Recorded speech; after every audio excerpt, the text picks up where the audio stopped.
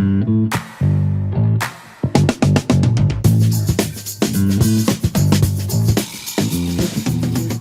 to the latest edition of the OmniTalk Spotlight series, the series that highlights the people, the companies, and the technologies that are shaping the future of retail. I'm one of your co-hosts for today's interview, Ann Mazinga. And I'm Chris Walton. And we have a guest today from a company who I've long admired and who I feel like I interact with on a weekly basis, as I'm sure many of you will find out you do too. Today, we're joined by Catherine Dummitt, Vice President of Marketing at Narvar. Catherine, we're so happy to have you on the show. Welcome. Thank you, Anne. Nice to see you, Chris. Nice to see you too. Yes, to see you too. So I think what Anne was alluding to there is, Catherine, is that she has a massive shopping addiction, and so It's she's work, like, Chris. This is work. It's work. This is yes, research. it's always work, Anne. Yes, it is. It's research. Yes, it's all in the guise of research. But anyway, for lack of a better way to put it, major addiction, and so she's likely using your services quite often. But why don't we start by having you tell our audience what Narvar is, for those maybe that don't remember some of the past conversations we have, and what also do you oversee in your role there too? Yeah, absolutely. So for those that are unfamiliar with Narvar, we are the #1 platform for intelligent personalization beyond buy. So let me make that real. If you've ever tracked a Okay. package from Sephora or initiated a return from Levi's or maybe received delivery updates from Sonos, there's a really good chance you've actually interacted with Narvar and you just didn't know it. It's actually crazy because we touch over 90% of the US population online. And so no one has that kind of reach and understanding of consumer behavior, except for Amazon. I'll give them that. Gotta throw them a bone. Amazon needs a bone every once in a while. They do. And they're not doing too well out there. Yeah, right.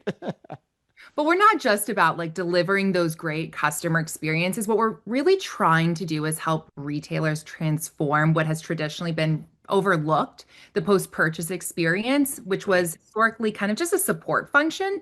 And we're looking at that as a strategic advantage, one area that you can really help grow brand loyalty, grow revenue, and ultimately protect revenue as well.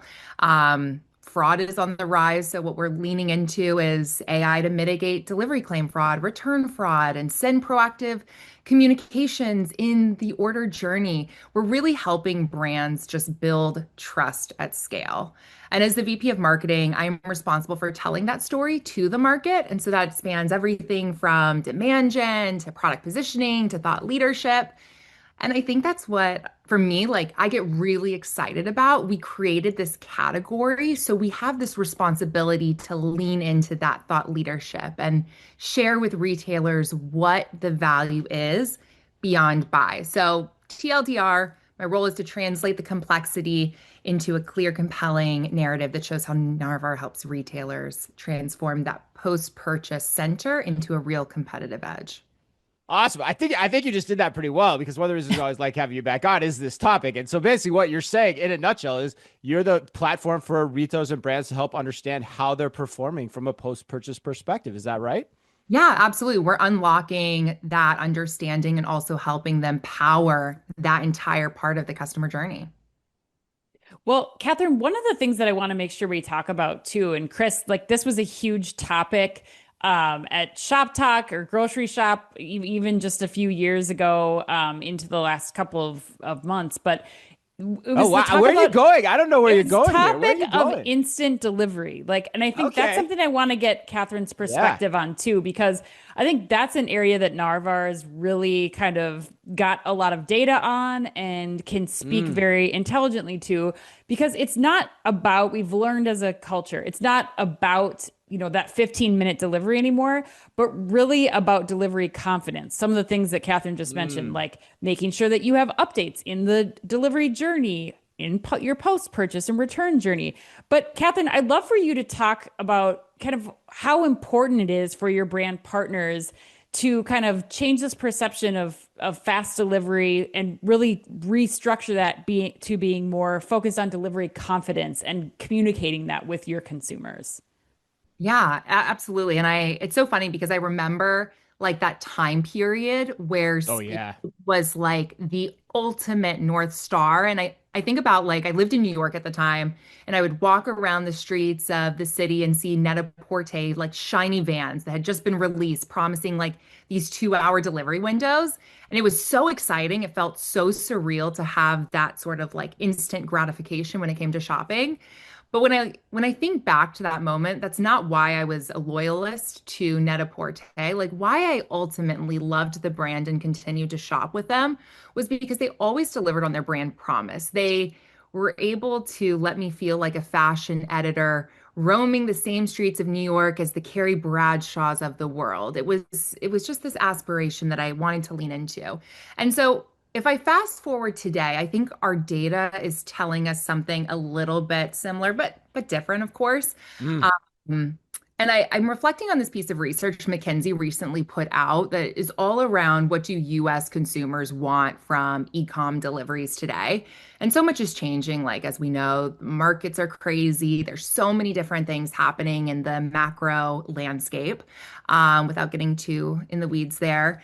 But when they looked at delivery speed, that was once the number one thing for consumers, what they wanted out of their e-com experience. That was number one in 2022. It is now, when they looked at 2024, the number fifth thing that they prioritize.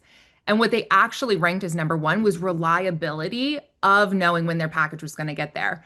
Well, And for the Catherine, I was just going to ask you quick, like, don't you think perhaps that like maybe that 15-minute speed is what drove us to want to know? Like that was the first time that I had an idea of like, my GoPuff delivery is going to be around the corner and here in 5 minutes or here in 10 minutes, or they're shopping for the item. Like, do you think that had an impact on like how we perceive these notifications for the rest of our e-commerce purchases? I mean, absolutely. I always think about Amazon Prime, that like Amazon's always at the forefront of like peppering the market and like kind of forcing consumer, not forcing, encouraging consumer behavior in a way in which they innovate. Um, and I think about like GoPuff's a really good example. Like 15 minutes to get your Snickers bar, although I Yeah. don't think I've ever ordered a Snickers bar.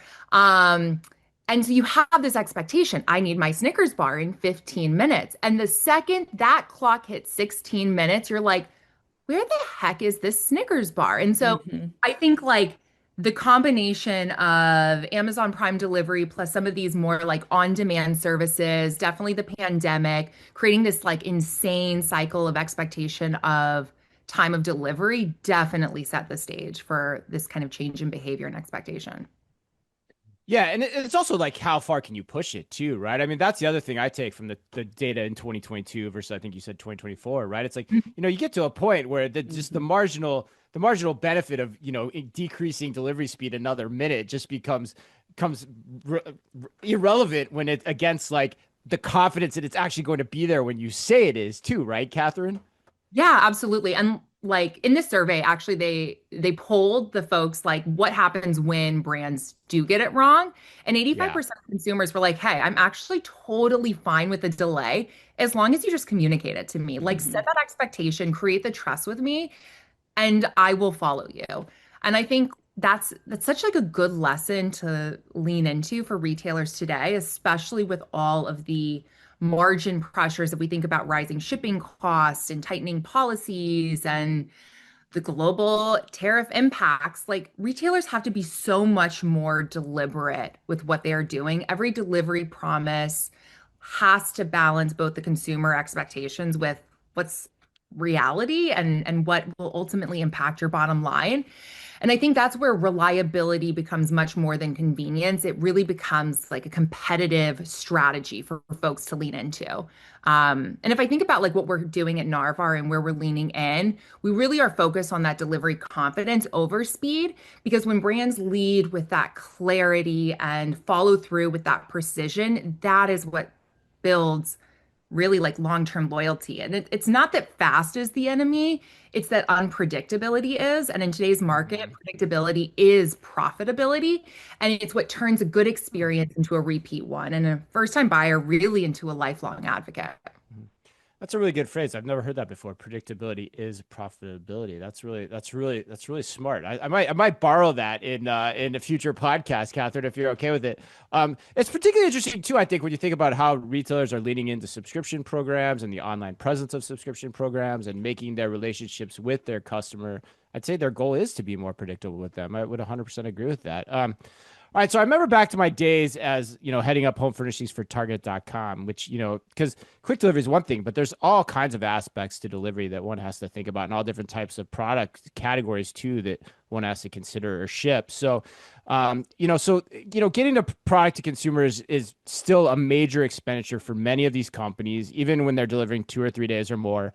How is Narvar helping its clients think about this dynamic in the most strategic way possible and not just chase the latest trend or to try to keep pace with the competitors? Yeah, it's really a great question, Chris. And because shipping still remains one of the biggest cost centers in e-commerce, and the pressure to offer free delivery continues to really only intensify.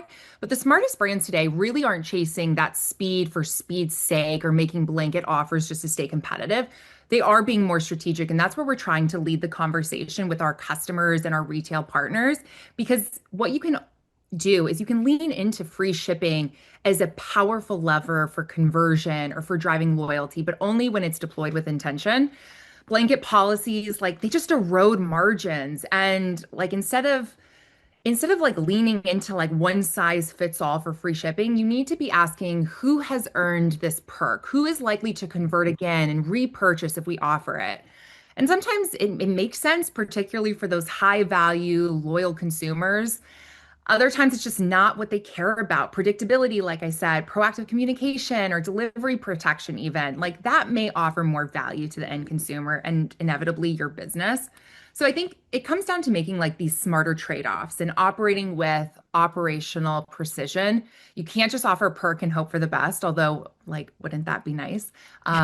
You really have to deliver on it. And when you do, shipping becomes more than a cost to absorb. It becomes a real tool to build trust, to grow lifetime value, to even nudge behavior like increasing basket size or shifting towards higher margin SKUs. So yeah, I don't think it's about keeping pace with like the fastest or flashiest. I think it's about being intentional, making every delivery decision, support your bottom line and ultimately your consumer relationships. Yeah, and I think history backs you up too, Catherine. I think one thing I'll say, because I know you won't say it, is I think that's how, Amazon grew on the back of what you just said, confidence in shipping. And, now you look, Ann and I've talked about it a lot on the podcast, our weekly podcast, that, Prime isn't necessarily as competitive as it once was, but yet Amazon has the tailwind of great shipping expectations behind it, which, people are still plucking down that annual fee every year. Absolutely. And like, I don't know if y'all are Prime subscribers, but like, I mean, and this is not meant to be like a rain on the Amazon parade. I really did not intend to come on here today and like talk about them this much. But like, I think about my own experience with Prime, and I'm like, 3, 4 years ago, they were delivering on that Prime promise like time and time again. And I feel like I'm just no pun intended, primed to like go to them for things I need in a pinch. But in actuality, like if I think back to like my last 4 or 5 orders, they actually have not fulfilled them in the timing in which was promised. Right. So Well, and Catherine, one question that I want to get back to too, you were talking about kind of personalization for offers like free shipping and things like that. Um, are you then using this collection of data that you've gathered at Narvar from all of the, what was it, 90% of brands that are using Narvar?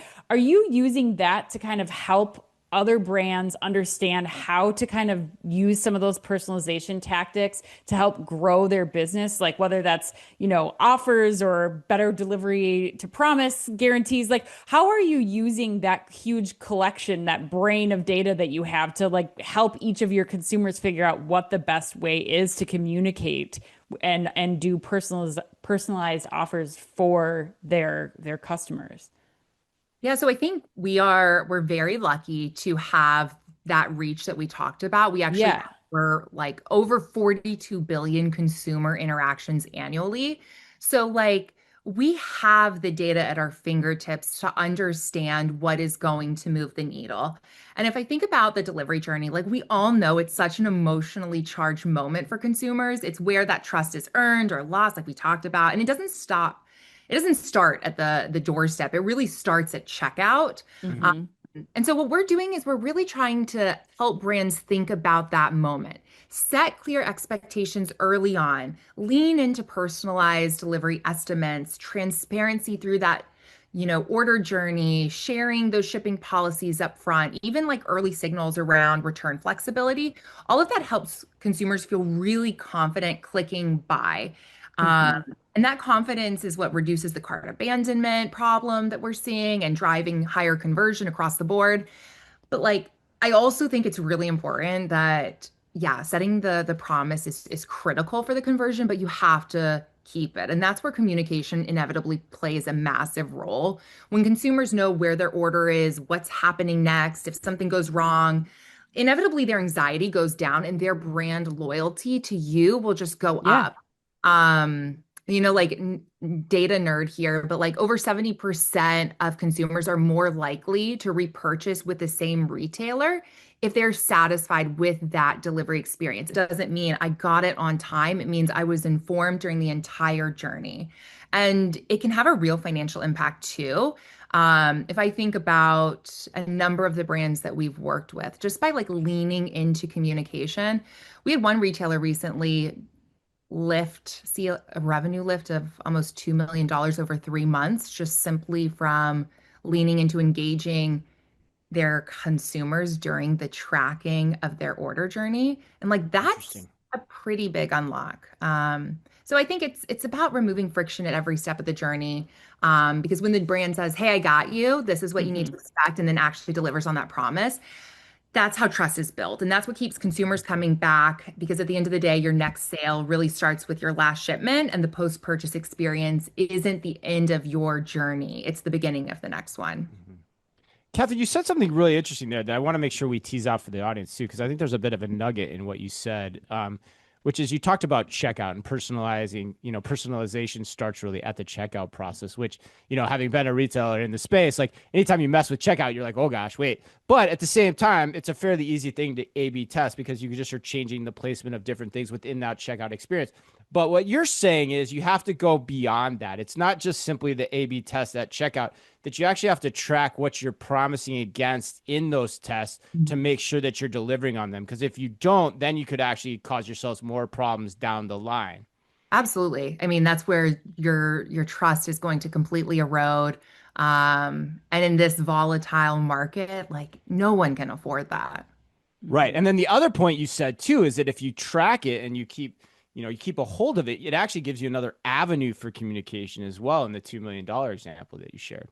It's really crazy to me that retailers still are directing their consumers to sometimes to like carrier pages for tracking their orders, Yeah. not using that like prime real estate. Like it to me, it just kind of feels like table stakes. Like you need to have this Right. branded opportunity to upsell and further engage your consumers. Like this is such an incredible opportunity to like lean in and maybe upsell a product recommendation or advertise your loyalty program or even just, if you have a brand that's really anchored in sustainability, like promote your different ESG initiatives. So I think there's a lot that brands could do Mhm. more to lean into like these moments to drive incremental value and build that trust with the consumer. Well, and Catherine, I think the other important thing to point out here too, and especially for our listeners, is that this isn't just like high-end brands too. I mean, you work with all kinds of brands, and to really get that experience as, a shopper of a fast fashion item or something, like to get that confidence and that engagement when you see that Narvar text pop up of like, hey, this is on its way, or this is going to be here earlier, like all these things, it just feels like a really high touch moment that is not a huge effort for a lot of these retailers to still provide this like luxury type experience at a lower price point. Is that the case, or have you heard that from some of the partners that you work with? No, I definitely think that's the case. And I think back like 7, 8 years ago when I feel like the talk of the town was like, oh my gosh, like luxury brands are so behind when it comes to digital transformation because the online experience doesn't match the in-store. And yes, there's still some of that there we need to evolve and innovate together on. But I do think that post-purchase and communication has unlocked a more premier experience. And that is why we have seen more folks actually drive innovation with their e-com Mhm. experiences. Yeah, that's a Well, huge nugget. That's a huge yeah. nugget too.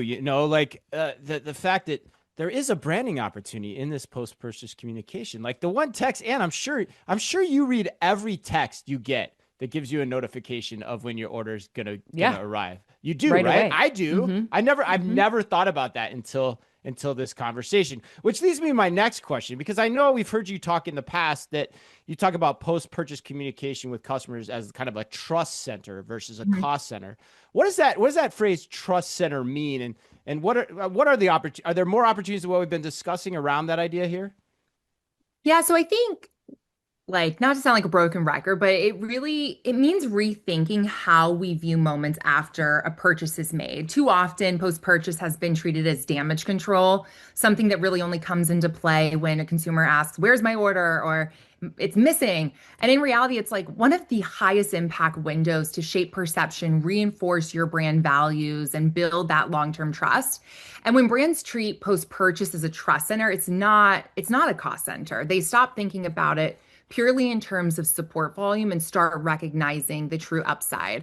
Um, and like those proactive branded communications, they are so critical to also helping offload some operational costs as well. Like they can reduce Hmm. Wismo, where is my order calls by like 60%. And but it is more than that. It's keeping your brand top of mind during these critical engagement periods, leading oftentimes to like those higher repeat purchase rates. And then I think about like shipping protection, which adding this at checkout does a lot more than just protect the order. It protects the relationship by giving consumers real peace of mind, especially in a world where porch theft, lost packages, and like delivery delays, they're on the rise. And it's crazy to me how majority of Americans are actually saying they have an increased amount of anxiety about package theft today. Like I'm sure y'all have seen crazy TikToks or Instagram videos going viral of people like snagging packages off the porches, which was not a problem I had in New York. There were no porches in the city. But now that I'm in suburban America, I'm like, oh, actually, I am a little bit worried about my package being stolen. And so thinking about shipping protection or offering something like that at checkout, it really builds that confidence. And if I even take it a step further, there's a really big cherry on top. It unlocks a huge new revenue stream for the brand. So it's not just about protecting margins or avoiding like even delivery claims. It's about really creating successes for your brand, for the consumer, even for your support teams. And that is what a true trust center, I think, looks like. Well, Catherine, I am so excited to hear from you as we kind of close this up, what you and the team are working on for the second half of the year and into 2026. Where can we take this trust center in the new year? Yeah, so I think what I'm really excited about is that we are starting to really have these conversations right now with retailers where that post-purchase part of the customer journey is being seen as that strategic lever. It's where that loyalty is built, margins are protected, and growth gets unlocked. And so if I think about Narvar, what we're doing is we're doubling down on intelligence, personalization, efficiency, and at the heart of it all is Iris, our AI engine, which is turning those 42 billion plus annual consumer interactions into insights that brands can really Hmm. Hmm. leverage and act upon. So it's not just about like meeting expectations, it's about anticipating them, enabling hyper personalization to unlock trust and inevitably drive operational precision at scale. And I think this is a real shift for this part of the journey, which has historically just been so rigid and reactive. We're offering a lot of agility and, through smarter delivery or more strategic returns, preventing fraud without alienating loyal customers. So it's really energizing for me to see customer shift away from how do we fix this to how do we grow from here. And I think that mindset is really powerful for our industry, and we're just getting started. Yeah, wow. This has been great stuff, Catherine. You know, my goal for every podcast we do is to always learn something and to just kind of have that aha moment. And I think I know you gave me personally at least two or three of them, and Yeah. I'm sure the same is true for you as well. But so yeah, nicely done. So if people want to get in touch with you and learn more about you or the team at Narvar, what's the best way for them to do that?